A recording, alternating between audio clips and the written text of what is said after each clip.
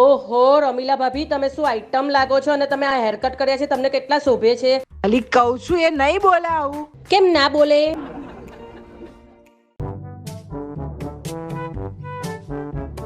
મંગુ તું ચો આવી ચુડેલની વાતોમાં આવે છે.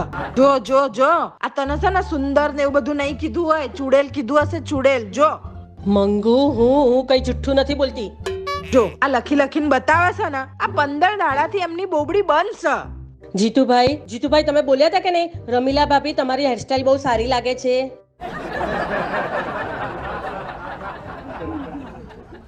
આના વાળ કોઈ ઉંદરે કાપી નાખ્યા હોય એવા લાગે છે. આવું કીધું હશે.